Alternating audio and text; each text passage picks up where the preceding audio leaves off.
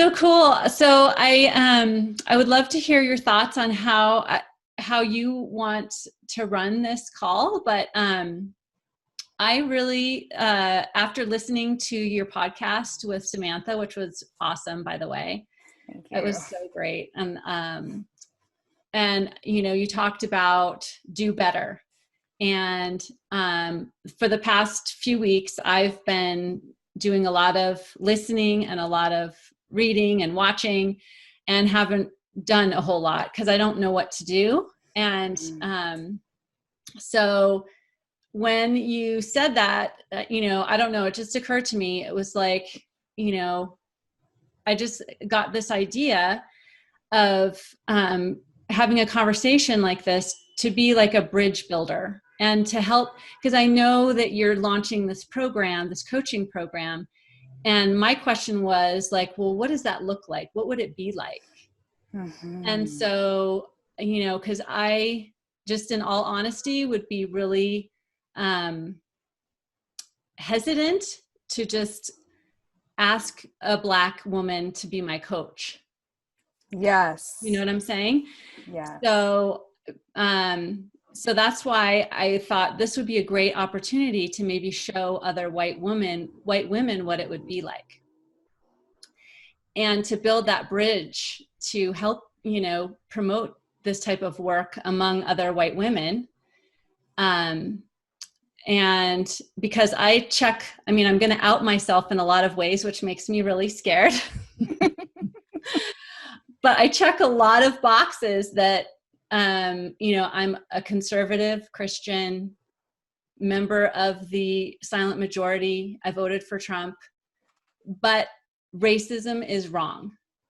And even though I check a lot of those boxes where some people might assume that I'm okay with racism, I believe to my core that it's wrong. That is a sin that our nation has, you know, a sin that we committed against the Black people from the beginning of our country that needs to be repented and forgiven, or not forgiven, but we need to, you know, to apologize and ask for forgiveness. And, you know, even now today. So I don't know. I have a lot of thoughts coming out. No, I mean, I feel like that is so true. I feel like if I were on the other side of the coin, I would have the exact same thoughts as you, as just like, oh God, like that, like, what does that even look like? First of all, that sounds a little scary. And it also sounds like, I don't know, a lot of people, before they get on the call, they're always like afraid of offending me. And Yeah. for me to be like, that's not like, this is a completely open space. Like they're still like afraid to offend me. And I feel like you're right. Like this whole thing will allow them to see like, this is a safe space. This is where you can grow. It's okay. Like regardless of like how far off you were from the movement before. Like, I feel like you're a perfect example of that. That's really, really good. Yeah. So that's what I thought. It would maybe build some bridges to other conservative Christian white women like myself, that they can, you know, I want us to feel like we can be activists, you know, while remaining in integrity with our beliefs and our, you know, even, I mean, I don't want to bring politics into it, but, you know, at the same time, I don't want to align myself with forces in this country that want to tear it down. You know what I'm saying? Like, Right. And that was another thing, you know, that I really want to talk to you about is like anti-racism. And I know I am anti-racism, but at the same time, being anti doesn't, I don't feel like it pushes me into action.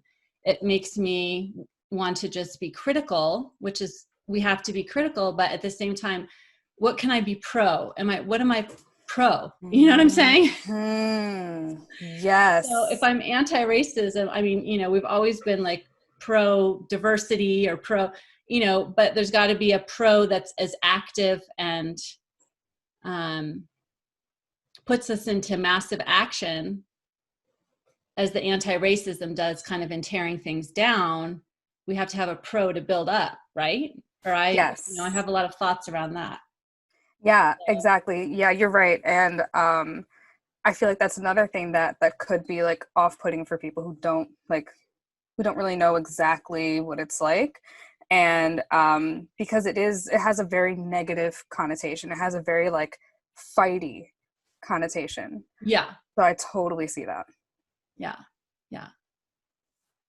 Yeah. Yeah, so this is good. I feel like the we can do it however you want. Like I remember you were saying either um like doing a consult or a coaching call, like whatever it is that you feel most comfortable doing.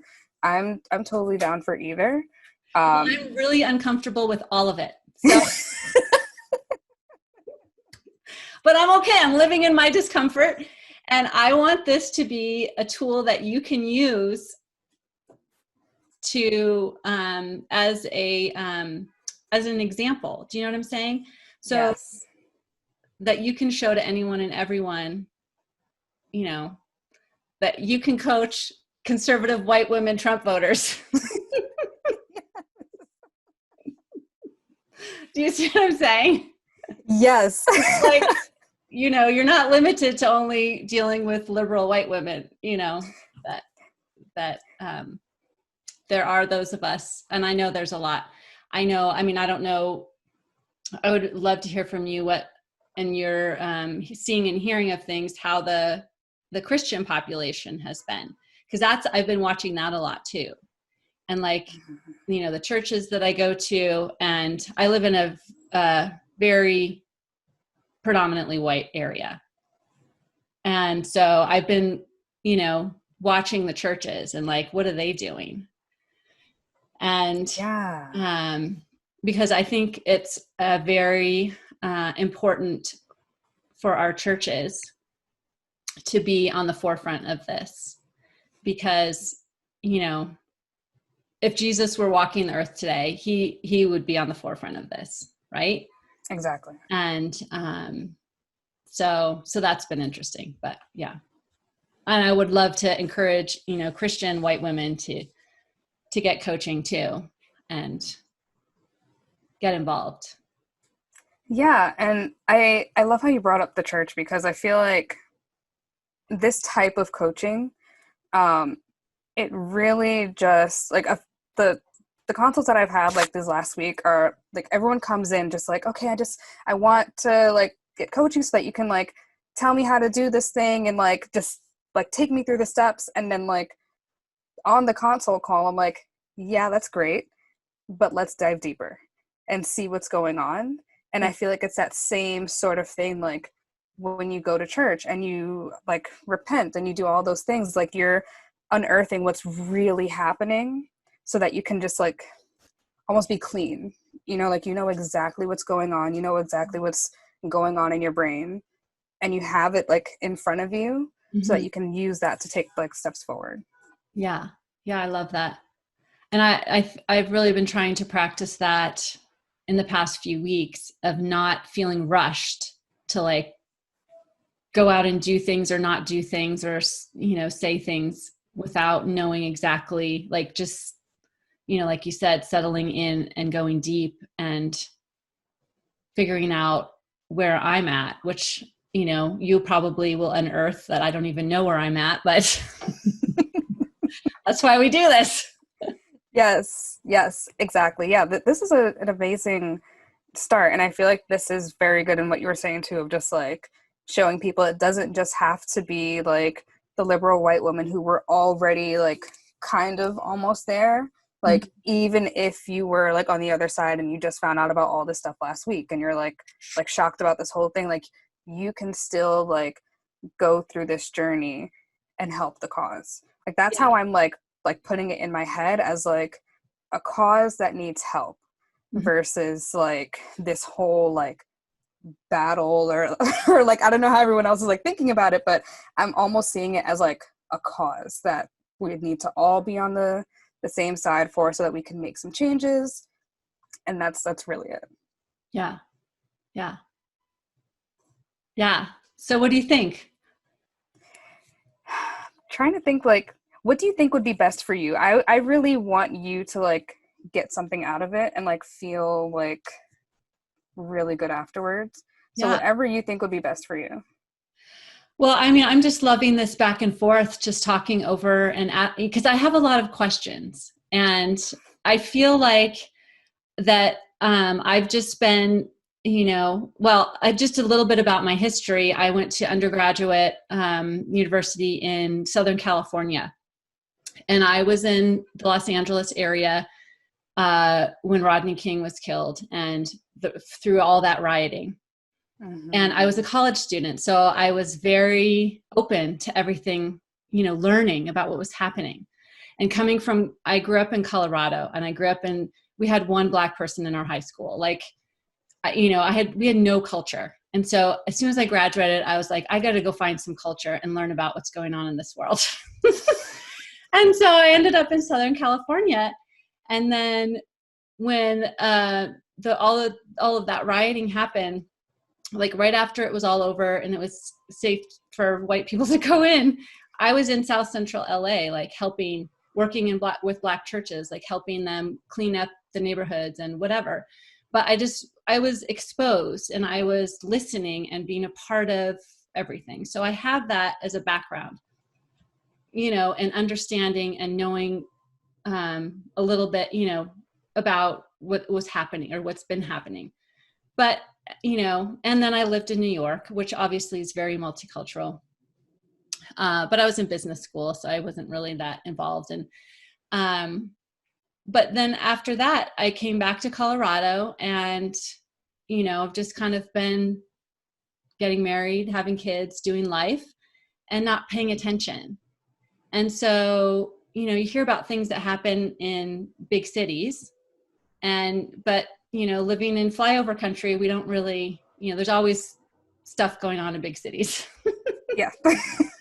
And then, so now with everything just happening everywhere after George Floyd's death, it's brought it all up, and I think it's good. And obviously it's good because, I think it's just divine timing, right? That with, the pause that we've all had because of the pandemic, and then this happens, and it's bringing all of this up. And I think it's not happening to us, it's happening for us, right? Yes. Yes. But now, so this is all happening, and I just feel like, oh my gosh, I'm so far behind. I have no idea what's going on. What the heck has been going on around here?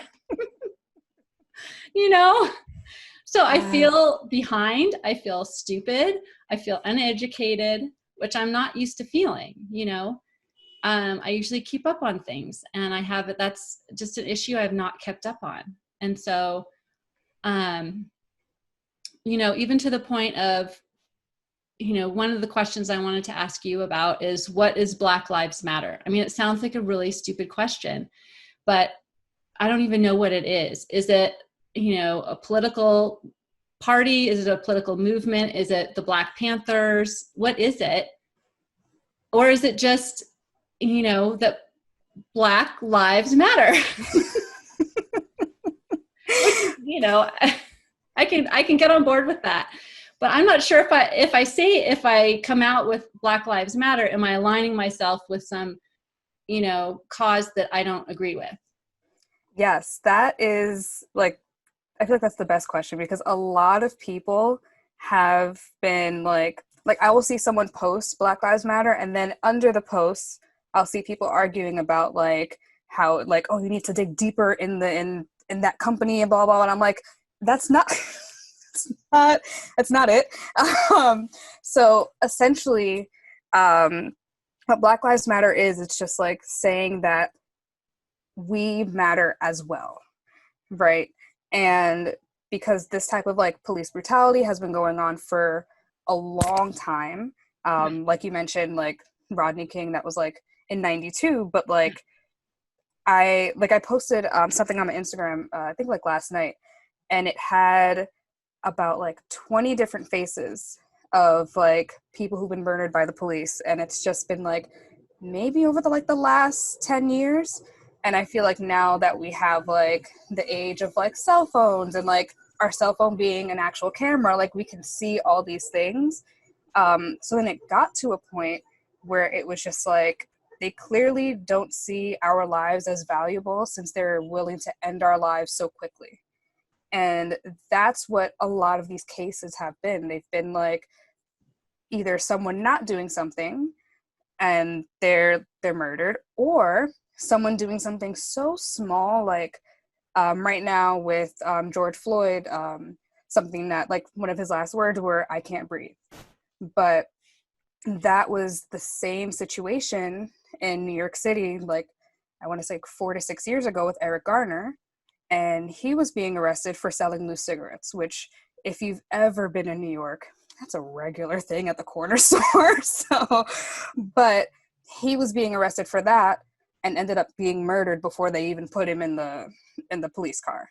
Yeah. So it's like they clearly don't see the upkeep of his life, like keeping him alive to get to the police station and do whatever it is that they have to do there. They clearly don't see that as an important thing. So that's where like Black Lives Matter, like you guys clearly don't see that we matter. You clearly see us as like something other. So we're here to remind you that Black Lives Matter. So that's where that comes from. And it's been something for, I can't remember how many years, if I'm being honest, but now it's like a nonprofit organization, and like they do like I can't remember exactly what they do, but they're now a nonprofit organization from the people who started it. But when people say Black Lives Matter, that's the intent behind it. Okay. Cool. What are your thoughts? I feel like you're just like No, I'm taking it in. And that's I did have a brief discussion with a gal that I'm friends with, and that was similar to what she was saying, like, you know, that it doesn't mean any more than just Black Lives Matter. Like it's not a liberal Democrat thing, or, you know, that it's you know, that it's just a phrase that we all believe that Black Lives Matter. Exactly. Yes. So then like when people like, if a lot for even still today, like when people are saying like Black Lives Matter and everyone's like all lives matter, it's like, yes, we're not discounting anyone else. We're just saying that we are being treated like we don't matter. So this, we are telling you we do. Yeah. So that's why like if you do see like that phrase like all lives matter, or people saying that, it's gotten to a point now where it's like a rebuttal against Black Lives Matter. And some people say it to be kind because they don't know the history behind the phrase, but that's why people are like, no, don't say that, because the reason why it was created was to say like, your cause isn't important. We should like, it's not that serious. So, yeah. Yeah. Cool. Thank you for that explanation. What was I was thinking of something as you were saying that. Oh, I know what I was thinking. I loved your analogy when you were talking on Samantha's podcast about, you know, one of my questions when all of this first got going and I wasn't really sure what was happening, I was like, why is everyone freaking out right now? You know, like with all the rioting and, you know, everything. And I loved your story. Maybe you can tell that again, how, you know, when you ask your kid to clean their room the first time, you're like, Johnny, can you please clean your room? Yes. Yes. And I have a 4-year-old, so this like it really just hits close to my heart. So. I know. Well, I have an 8 and 11-year-old, and it's the same thing. Yeah, I feel like as they get older, it's just like it gets even like it grates on you more. So you're in my thoughts. But essentially, it's just like when you're starting off and you're telling your kid to do something. Kids are kids, and they take like 27 times to actually do it.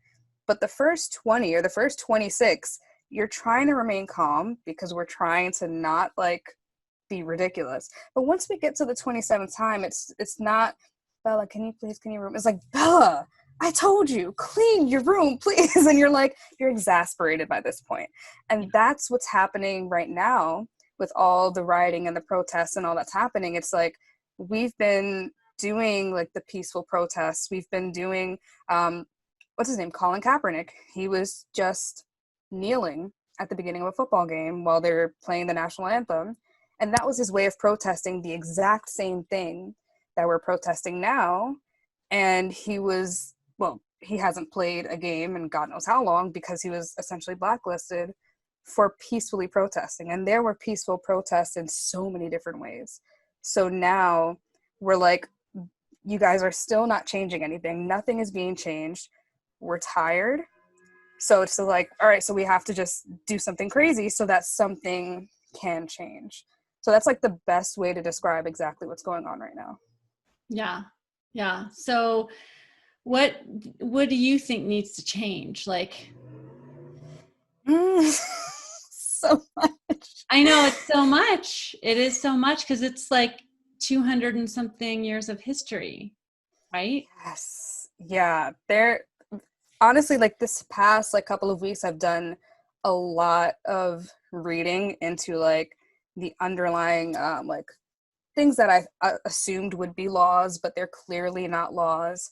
Or like the last few years, I've noticed like, so I have a psych background. I'm a psych nerd. So I see like a lot of the ways that like police officers handle certain situations. Some of them dealing with people who are mentally ill and they don't know how to handle it. And a lot of people, again, end up being murdered because the police officers aren't well versed in mental disorders and mental illness. So something I've always said is like they need to have like a psych background. Like there needs to be like a like within their police training, there needs to be some sort of psych training as well, so that they understand what it is that they're looking at.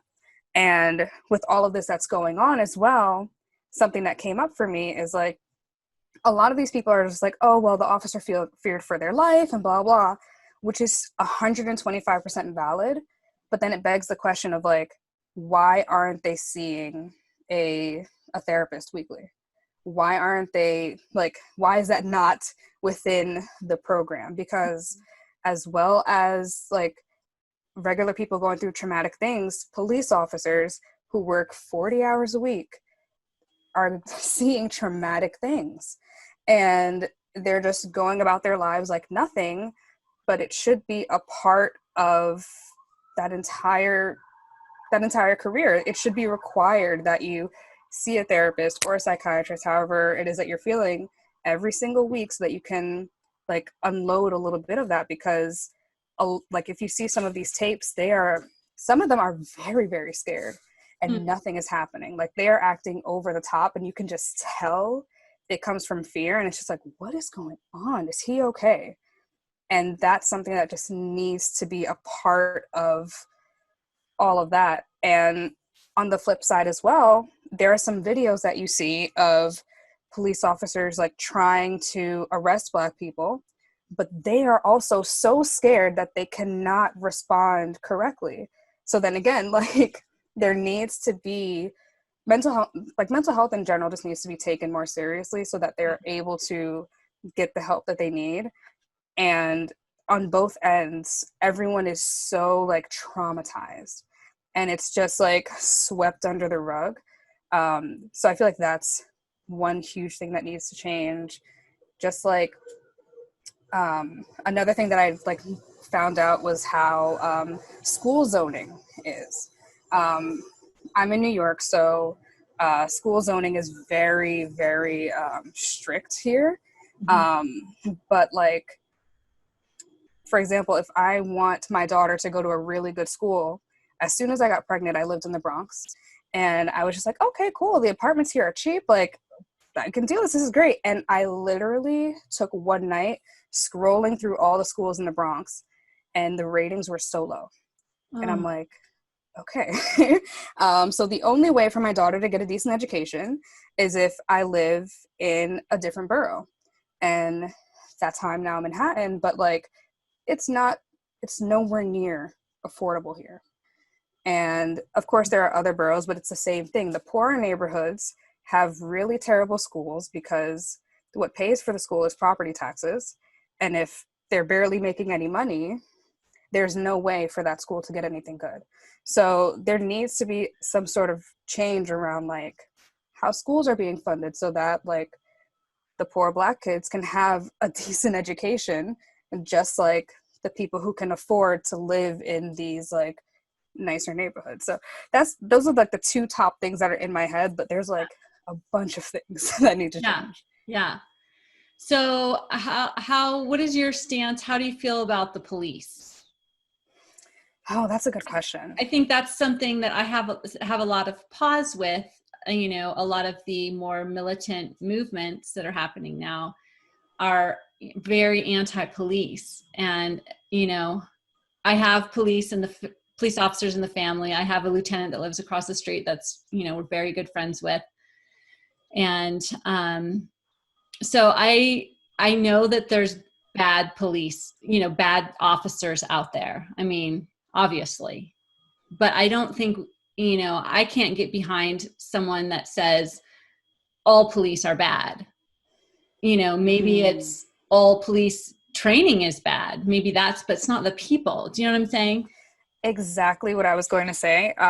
My best friend, her like one whole side of her family is police officers, and she was having this discussion with them, and I was just like, your family, like, they're great people, and like she knows that too, and I'm just like, there are good people with very good intentions that go into the police force, and when you see like police officers doing good, it's because that specific person is good, but the training and like the environment is terrible. Like what it is that they're expected to do is terrible.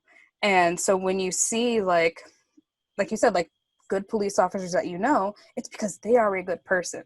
But the way that the police field is run is just ridiculous. And that's what the problem is. Like a lot of people, I read something about someone who was fired because they chose not to shoot someone, and instead he like took a longer route and I don't know, like I don't know exactly what he did, but he took a longer route to then make sure that the person got to the police station alive, versus what he would have been advised to do would have been to shoot. And by going against that, he was fired. So it's like some people are willing to risk their jobs to be able to like hold their values of being a good person, but it's just that the way that they're being taught to do these things is really bad. Mm-hmm. Yeah, and it just breaks my heart when I see posts of a distant cousin is a police officer in Minnesota, no less, and she's like questioning whether she's going to stay with the profession. She loves it, and it's like when she finally got to be a police officer, she's like, this is exactly what I was meant to do. But having all of the vitriol and the hatred thrown at her is really tough, when she's just trying to help people. And yeah, that breaks my heart.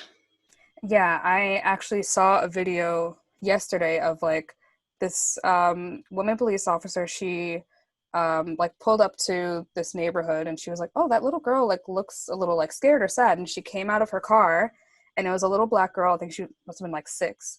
The second the woman came out the car, the little girl like put her hands up like this. Oh. And she was so scared, she barely moved, and the police officer was like trying to talk to her. Like you could tell that the police officer really like liked kids, and the girl was so scared. And the police officer, like you can hear her like her voice in the video, she's like trying not to cry because she just wanted to help that little girl. And then she realized the reason why the little girl was scared was because she was there. Yeah. And it's just like, that's what I think about when I think of like people who are clearly good people, and it's just their system is failing them. Yeah, I mean, because they're expected to do so much, right? As far, like you were saying, they've got all these mental health issues that they have to deal with. And, they're policing things that they shouldn't have to police. And, so yeah, they're just overloaded, I feel like. I mean, I don't know. I have no specific knowledge, but that's my impression. Yeah. And there's something, there's this movement, or this, I think it's a movement. It's called 8 Can't Wait. And it's these 8 laws that they want to try to make like real now. And I was reading some of them and I was like, that's not a law yet. Like, like you would just assume, like one of them was that they exhaust all non-lethal forces before going through something lethal. And I'm like, I thought that they just had to do that. You would assume that that's something that they're supposed to do, but no. So the police officers who do go that route, they're just choosing to, but they're not required to. And like, if you see a police officer doing something that they're not supposed to do, that you have to intervene. Like what happened with George Floyd, there were like 3 other officers there, and none of them intervened. So it would be a law that they're supposed to. And I'm like, why would that not be a law? If you see your coworker doing something incorrectly, I'm assuming you would tell your coworker, hey, like that's not how you do it. Like, we're not just going to allow this company to lose billions of dollars because I didn't want to tell that coworker to not do something. So it's just, it's very interesting when you look deeper and deeper and you're just like, that's where the issue is. Yeah. So what can we be doing? Like, what can I do, like here in my little whitewash neighborhood? Yes. With 100 other things going on. Like, I don't even know where to start. I mean, something like this, I think is a good start, but I don't know. Other than I feel like the two, like the best thing to do, and like with the women that I've been speaking to, like over the last like week or so, a lot of them are women who have like some sort of like leadership status. Either they have their own business, or they are on the PTA at their children's school, or like they have some type of influence, and just use that influence, even if it feels like you don't, even if you're just a regular person. The people that you come into contact with, they all have some sort of outside influence. So to give an example, like when all this first happened, before like all the protests, everyone was just like shocked, and like a lot of people were coming and were just like, what do I do? What do I do? Like, we can't just dismantle a whole system. Like, what can I as a person do? And something I just reminded everyone was that like the police officer who murdered George Floyd, and did you hear about this woman named Amy Cooper? Yeah, I was just watching a Instagram video that someone had, but yes, I just heard about that. So Amy Cooper, she's a regular person who most likely has friends and family and whatever. If you like, and we all know at least one Amy Cooper or one police officer. Being able to speak up and not allow problematic things to just be swept under the rug.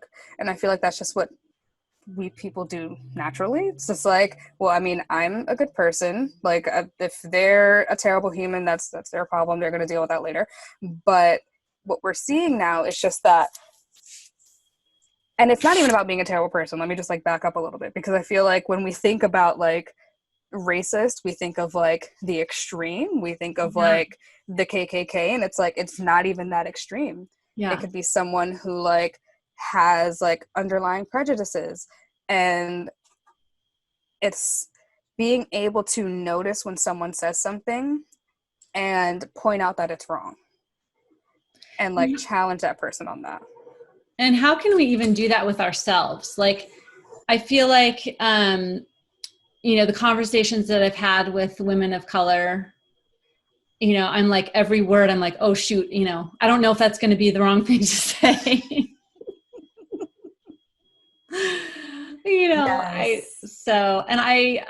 Because in my heart I'm loving, but that underlying, like, am I underlying prejudice, racist? Like, just the way that I say, I mean, we all have lenses, I guess, we see through. And how can I be sensitive? Because I can only change myself. I can't change how someone else perceives me, but how do you coach on that? On uncovering your underlying prejudices? I feel like the best way to do it is really just like being onto yourself. I mean, I feel like that's like the work of a coach, but like externally, like the coach is like, I'm on to you. I'm on to your nonsense. But if you're able to do that work with yourself of just like noticing like something as simple as like, oh, I noticed I was walking down the street and this young Black man was walking towards me and I crossed the street. And that's a normal thing that a lot of people do and like don't even think twice to like notice what they're doing. And it's just like, okay, why is that happening? Mm-hmm. And then thinking like, okay, it's because I felt unsafe. Why did I feel unsafe? And then really digging down deeper. And it's not going to be pleasant, right? But then you'll come to the core thing that thinking like, I thought that kid would hurt me or rob me or whatever. Then with that thought, you realize, okay, the prejudice that I'm holding on to is that young Black kids are hoodlums and they rob or whatever it is that it comes to, but you'll be able to notice it by doing that deep work. And then when you realize that's what that thought is, then you can work on challenging that thought. Like, how true is that? And is that something that serves me to believe? Is that something that I want to believe? Mm-hmm. And but all that just from almost evaluating yourself on your daily actions and like noticing how you think about certain things or certain I'm trying to think like certain instances. I can't think of one right now, but just really questioning yourself as much as possible. Yeah. Yeah. And just listening to you talking, I feel like one of the areas, if I saw a young Black man, I may or may not cross the street. That doesn't really hit me. But what does hit me is I have a lot of sweeping generalizations about all the rioters and the protesters. Like that they want, that they're just angry Black people that are wanting to tear down our country. Yes. And that's why I wasn't paying attention, because I could just write them off because they're just angry Black people that hate America. Yes. You know yes. what I'm saying? That's awful. But it's good that you were able to realize that, because then it allows you to work with that thought. And like what we were talking about before of just like, when you start to question that thought, you'll be like, how true is that? And then you get to the conversation we had prior of like, well, actually what's happening is that they've done this 37 times and they're tired. So now they're doing this. Of course, there are some like opportunists out there. I saw this one picture of a woman. There was no one else there, but she just had like her own shopping bags walking out of a store. Like, it's like, girl, go home. Like, but, as a whole, thinking about what are they experiencing as a whole and questioning yourself that way, then you're able to come to the answer of like, this is what's really going on. And this is a thought that better serves me to be able to move forward with this. Yeah. And, I would even love to talk about that more because, I'm lumping all the Black people in with that thought. But then I opened myself up to listen and interact with you and, some other folks, other very few Black friends that I have and a client.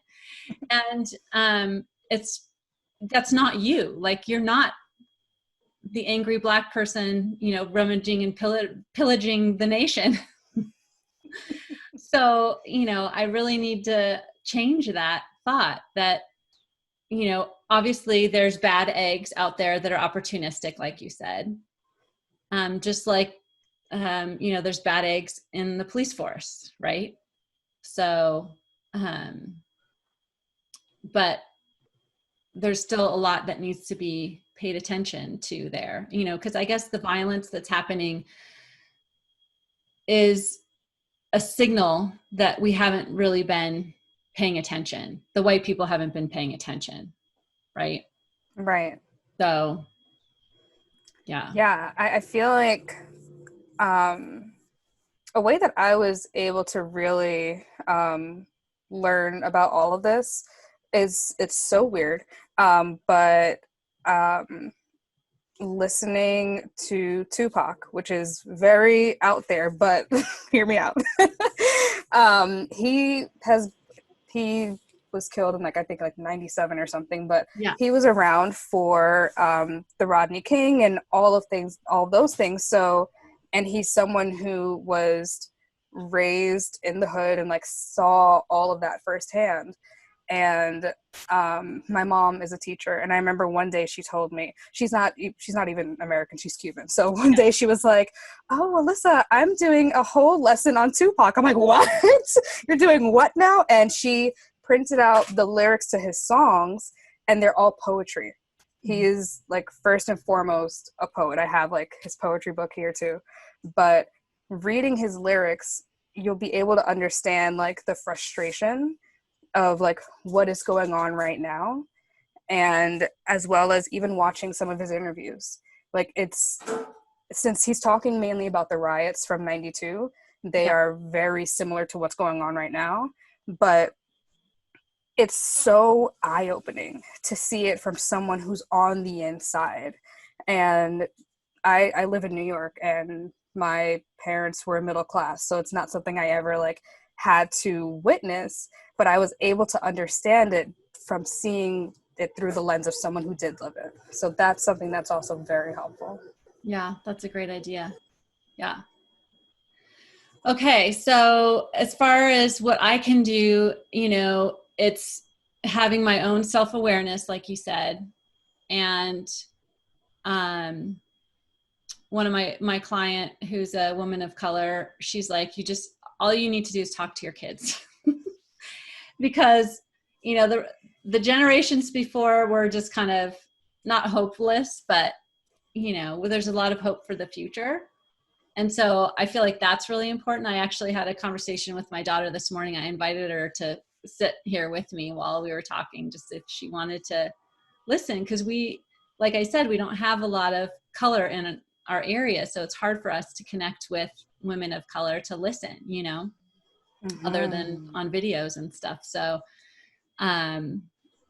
but talk to our kids, and then just I guess call it out when we see it, or call it out, but in a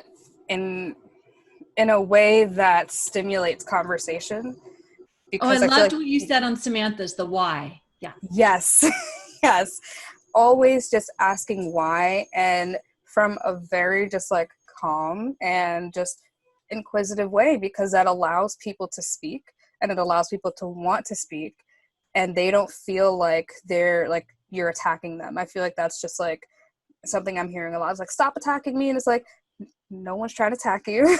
Like, just let down your defenses, but just asking why.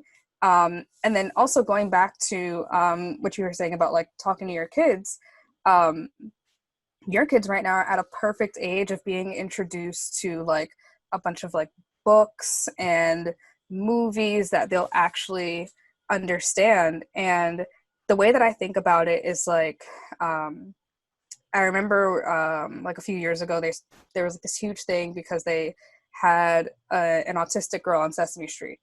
And the point of having her on Sesame Street is so that people can see what her life is like, how she exists as a person, so that when their kids then go out into the world and meet another autistic kid, they're not like, what is this, right? They're already introduced to her because of Sesame Street. Mm-hmm. So I think of it as the same way of not only introducing your kids to books and TV that talks about what's going on right now, but just like different cultures in general, so that it's normal to them, that it fascinates them, and it's not like this weird type of thing. Like, I'm imagining like that, like this little girl who brings like a little Asian girl who brings like Asian food to lunch, and then all the other American kids are like, ew, what is that, blah blah blah, right? But if they were already like cultured to begin with, they wouldn't be bothering her about the lunch that she brought. And that's what I'm thinking. It's just like making it normal to them, as well as explaining to them what's going on, so that they can already have that sense of empathy in place when they do go out like into the world and like see other people. Yeah. And I think I love that. I think when you're talking, I'm also thinking about curiosity. Is it okay to encourage curiosity? And as you were talking, I was remembering how when I was in junior high, I used to run track. And we would go to track meets in Denver, which has a much more diverse population, lots of people of color. And we go to track meets, and there would be a lot of Black kids there running track. And my girlfriend and I, we just were so interested in Black people. We're like, we just want to talk to you. Like, tell me everything. Yes. So maybe that's a little over the top, but I think I love to encourage. I mean, as kids, we have natural curiosity, right? Yes. And so, what do you think about that? Is that okay to just encourage that natural curiosity? Yeah, and I feel like that's like the best part too about like having them like be introduced to it at home first as well, so that they're already like sort of like they have their foot in the door, they kind of understand certain things, and it's not like they meet someone and they're like wanting to interview them about their entire existence type of thing, right? And so it just makes it a much more comfortable environment, especially for them.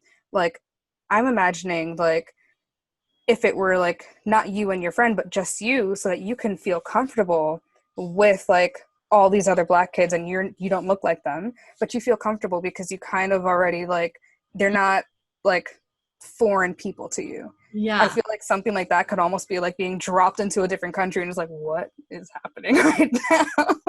Yeah. So really like prepping them so that they know how to just interact in a way that, again, like stimulates conversation, stimulates friendships. I feel like that's the most important thing, especially if you don't live in a diverse neighborhood, Yeah. is that when they do get introduced to diversity, so that they will be able to naturally create those types of friendships without it being weird or whatever.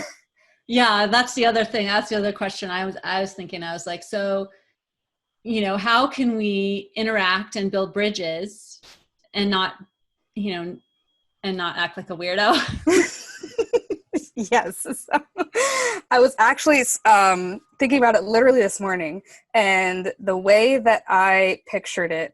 So, like I mentioned, I'm part Cuban, and I imagined like I've been to like clubs where there will be like this like 50-year-old white guy that doesn't speak Spanish, doesn't understand the music, doesn't know how to dance, but he's there because he wants to take a young Spanish woman home.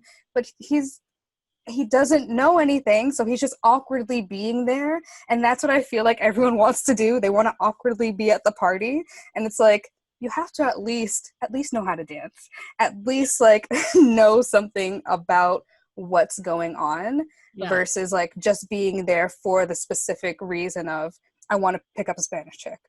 And so with that, I really like challenge everyone to like, first off, make sure that you as a person like are a safe space. And I posted yesterday about something similar to this, about like, if you aren't like actively calling something out in front of, like, let's say you're out somewhere and someone makes a racist remark and you're with your one Black friend, then, and you don't say anything to the person who says it, even if it is a family member, right? And it could be just like a quote unquote joke, then that person feels uncomfortable and they don't see you as someone who like will stick up for them or will be with them, and they don't see you as a safe person.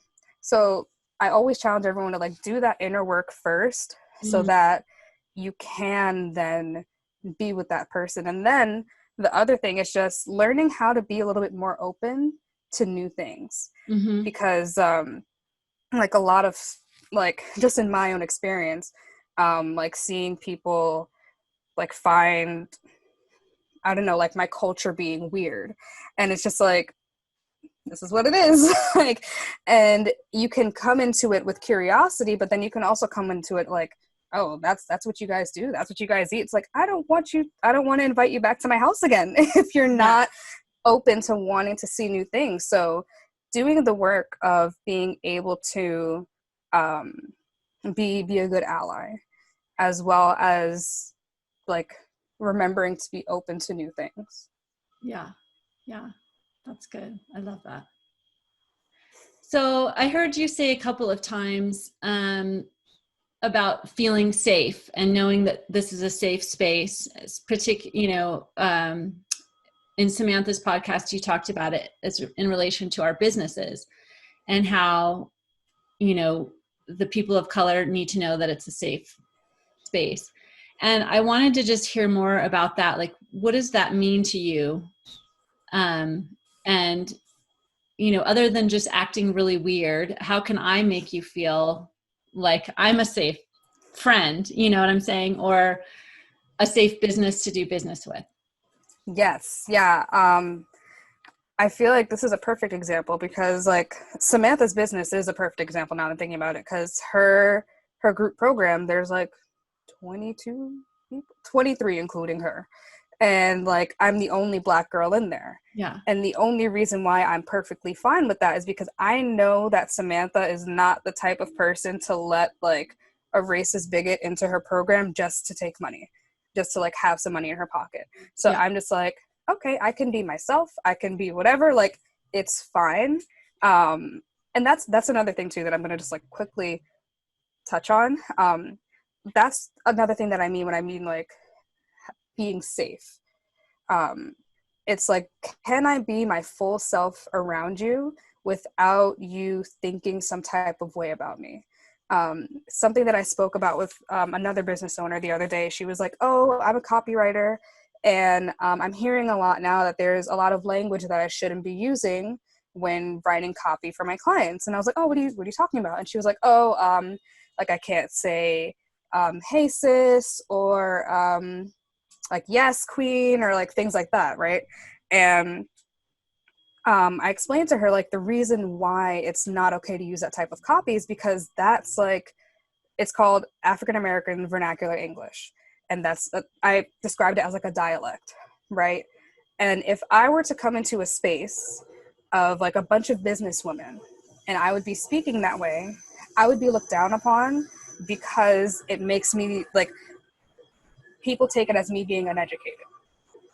And when a white person uses it in their copy or in their business, it's like, so you told me that I wasn't good enough to use it, and now you're using that exact same language and you're making money off of it. So that's what I mean about like being myself and being a safe space, is like, I feel no issue like with the women that I've like hired, that have hired me over like the last week. Like one of them the other day like texted me like, oh, can you look at this copy for me? I wanted to just like make sure it was good. And I was like, yes girl, yes. And I'm like, I feel comfortable being myself versus having to like what's called code switch, which is be proper Alyssa even with people who are like supposed to like, they're like my friends and like whatever, versus when I go back home and being like real Alyssa. So that's what it means about like being a safe space as a person. Now shifting over to like being a business, it's like making sure that like I'm not going to potentially come into contact with someone who is going to look down upon me or feel like make me feel lesser, especially if I'm like trying to, especially for like a business coaching program when I'm trying to like do things and like, you know, all the mindset drama that goes around like building a business. Being an expert, yeah. Yes. So if I'm trying to do all that and I know that there's like half the other women in the program are looking at me like, oh, she can't do it anyway, that's not safe. So as a business owner, like making it known, like this one woman, she has a business program that she just launched, and on her sales page she said like one of the questions, it was like the frequently asked questions, and one of the frequently asked questions was, are you anti-racist? Yes, you're welcome. If not, goodbye. And then the other question was like, do you believe Black Lives Matter? Yes, all right, you're welcome. If not, goodbye. Like it doesn't have to be that explicit, but it was funny to me, and it also made me feel like, oh, this girl is not playing. Like, this is a safe business. She is not trying to deal with the nonsense, and she's not just taking people's money just to, like, just for herself, and not even worrying about, do my people feel comfortable? Yeah. Okay. That's I good. said a So lot there. no, it's good. And so obviously right now is a heightened awareness and heightened sensitivity on all sides.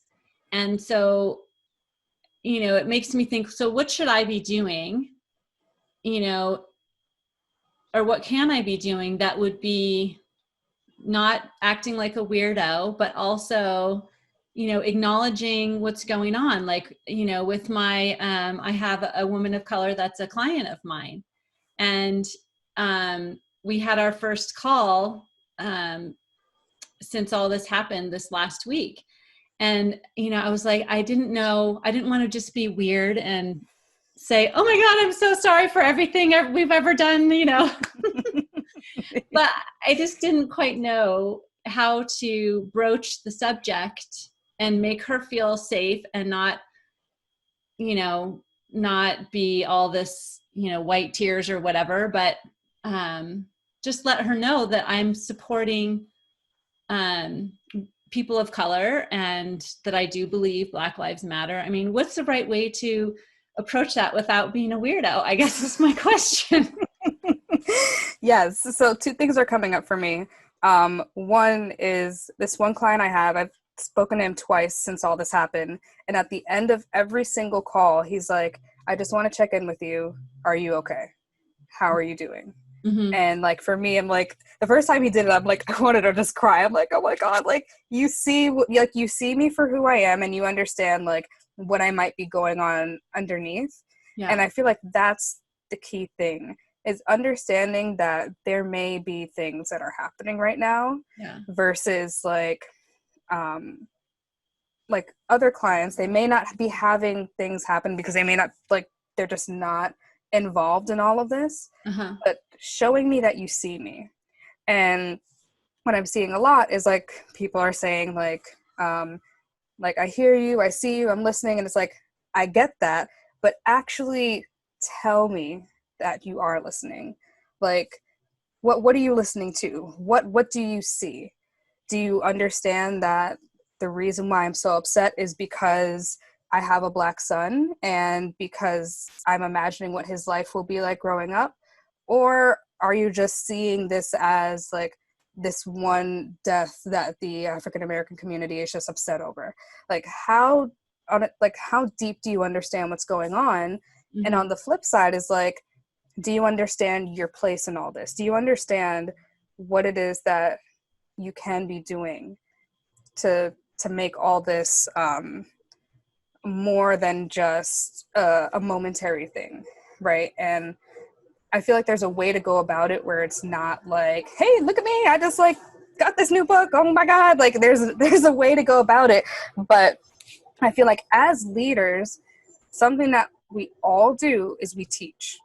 For somehow we always end up in this space where we're teaching people, and using that platform that you have to teach people what is actually going on. It allows me to know that, first of all, you're taking the load off of me, not me specifically, but like as a Black woman, so that like 30 other people aren't going and asking like what is happening. Yeah. But like you're actively taking that part and teaching what is going on. And I know that you have the actual facts, not like there's so many weird conspiracy theories that are going on. It's just like, yeah. But really using your platform to educate, to teach, to lead the conversation, to direct the conversation, to make it a productive conversation so that I know that you understand me. And I feel like that is the very, very first step, is showing me that you understand me. Okay. That makes total sense. Yeah. All right. Can I ask you one final question? Yeah. So, on what you're saying, that we need to be teaching and using our platform to raise awareness. I hear that. And then I have the thought, well, am I going to get, criticized by women of color because I shouldn't be speaking? We want the women of color to be speaking. So how do you see that balance? you know, finding that good balance to where I'm not being selfish, but Yes. That is the perfect question, because I feel like a lot of people are like so worried about that, and it's understandable because it's a very sensitive topic, and a lot of people are like physically experiencing it versus a lot of people are more teaching about it, and that is totally fine. It's just about making sure you're doing it in a way that shows that what you're doing right now is just teaching about it. Like I saw this one woman, when she made her statement about it, like she went on this, like her post was like this long, and maybe like this whole part of the post was about like her racist background and her family, and like the things that she had to go through in her life, like seeing racist things, and it was all about her until we got to this final part at the end that was talking about like, this is an injustice, blah blah blah blah. Like, okay. It's like that whole post was about you. It was not about what's happening. Another like woman I saw, like she opened up the post talking about like she used half of the post to talk about her email marketing program, and I'm like, girl, like what is happening right now? And that just making the point of the post to teach and not to relate it back to your personal experiences, unless your personal experiences are teaching what it is that you're talking about. Like if you had a personal experience where you saw an injustice happen, that is, and like you saw how it played out and you're using it as evidence to back up what you're saying, that's fine. But if you're telling me about like your racist father and all the things that he used to say and now he's not racist, and I don't care. Like that's so completely off. But making the focal point teaching, that is the best way to not make it about you, and allowing the other people to make it, like the Black people to make the post about them, because they're doing the same thing. They're giving more evidence that, hey, what's happening is real. yeah. Yeah, I totally hear that. That makes total sense to me, because that's really what I am most interested in hearing, and trying to listen more and hear more about the experiences of the Black population in our country, because I don't have a lot of it in my close, you know, geographical circle. Yes. So yeah, so that totally makes sense to me. Yeah, and with that too, also just like, even if you don't feel like you have like anything to share at the moment, or you're not sure what you want to share, then sharing other people's posts also gives the same like learning value being put forward. It's like, hey, I'm sharing this woman's post about what she went through, learn from that. Mm-hmm. And that can also be extremely helpful. Cool. Sounds good. All right. So how's it going with your coaching program? Oh my gosh, I love it more than anything I've ever done, which is so crazy. Every single time like I get off a call, especially when I coach like business owners, I'm just like, oh my God, like this can help so many people.